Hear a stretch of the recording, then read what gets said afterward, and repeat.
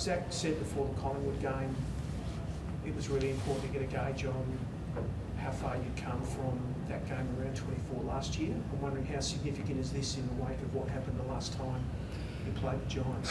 Oh, well, probably, I think more significant for probably the players, because you can build belief and you can lose it pretty quickly. And I mean, it's easy to say this now that, you know, we played well tonight, but I think it's just a reminder of what a knife's edge the competition's on, and that you know, I made a mistake last year of up in Sydney of taking in 5 or 6 players who weren't right physically, and we were in a way sort of rolling the dice on their health because they're good players. But it was a good lesson for me too, that it's just the games and the competition's too difficult to take players in that are struggling, and we got obviously badly beaten, but it's on the back of just contest losses, like, and it just adds up really quickly. And against an electric ball movement side like GWS, it really exposed us. Now, for the first 10 or 15 minutes, it didn't look too different.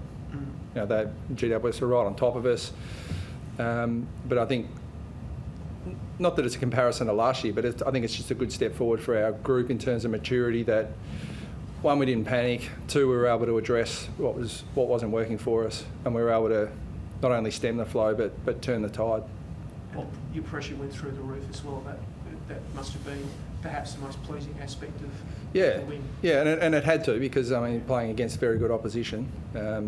So it was a good opportunity for us to test that out against a team that attack very, very well and are very, very good in the contest and are sound behind the ball. I think they're a very complete outfit, and it was a really good test for us. But you know, the tests just keep on coming, and I think the competition's tighter than it's ever been. And there are teams that are usually the ladder starts to concentrate a little bit at this time of year. It's wide open, so you know, teams will be outside the 8, teams will be inside the 8. But you know, I certainly don't focus on that. You know, and I work really hard and try to keep the players focused on what's important. And we went to a lot of effort to show this game was going to be played one of 2 ways. It wasn't going to be in between. It was going to be, we were going to play the way we wanted to play, or we were going to get horribly exposed. And you have all those little micro wins and losses throughout the game, and we certainly had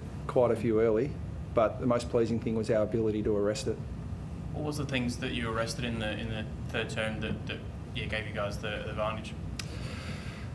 Oh, look, there's a whole range of things, but the game is getting more and more complex in terms of your system and trying to work through the opposition system.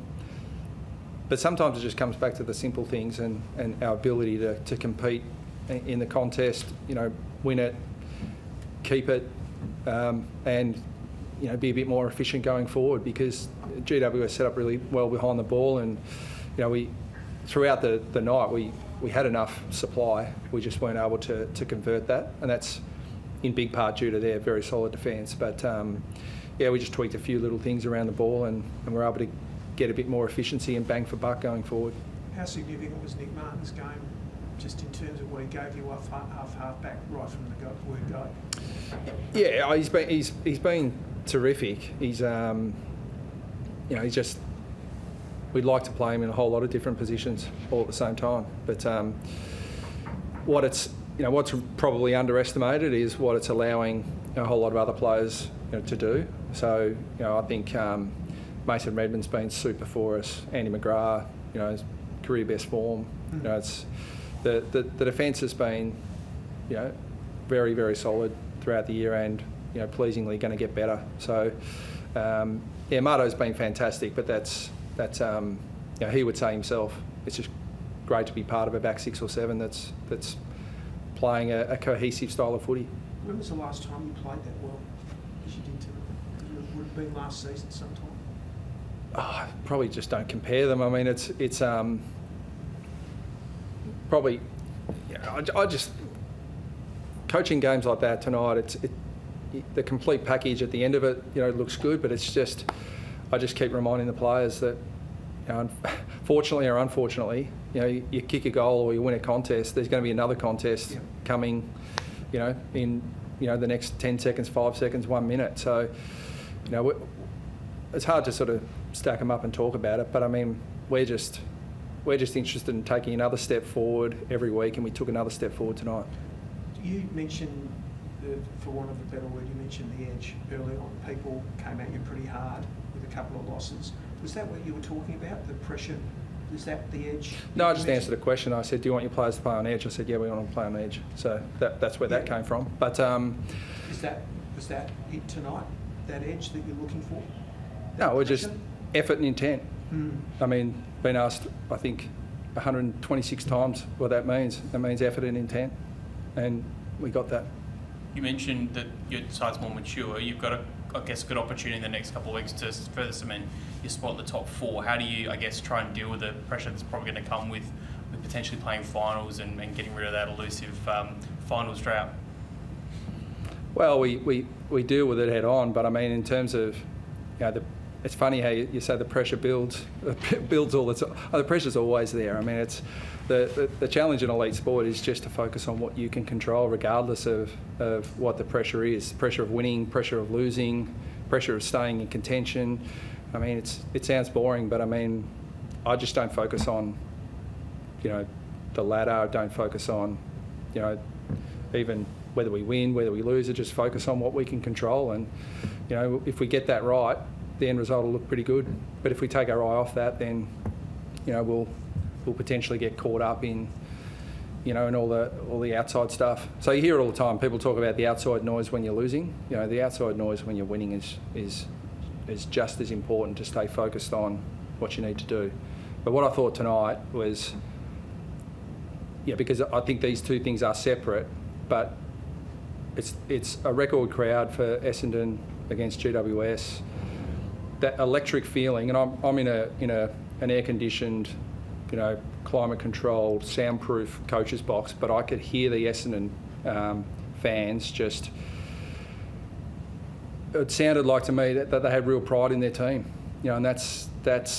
I said to the players, that's as good a reward as you can get. When in the last couple of minutes, the Essendon fans are up and about and showing real pride in the players. That's what the players should walk away most satisfied with. So, that's fantastic for our fans. And what our fans want us to do is just keep focusing on what we're doing and not lose focus. Did that make tonight extra significant? Just as it seems as though something is building, and the players probably get a sense of that with the noise that they're starting to hear.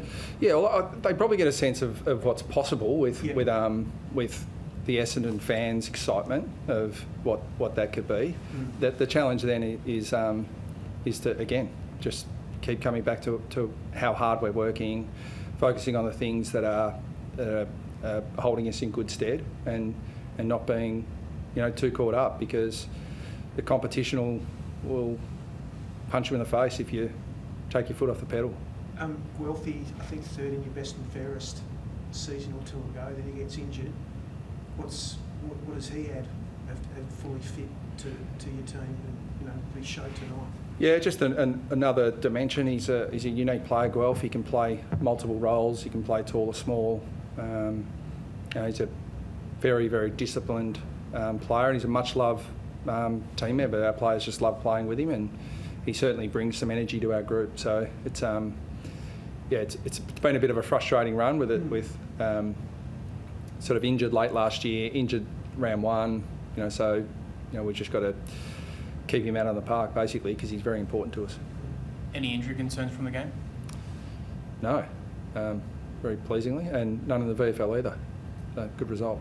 Sorry to put a bit of a damper on things, but there's been, the last couple of days, there's been a couple of developments with Taryn Thomas, who you have been public in your support of. Do you have any reaction to the news in the last couple of days with him? No. So just see how it pans out. It's not for me to comment on. Thanks, guys. Thanks, guys.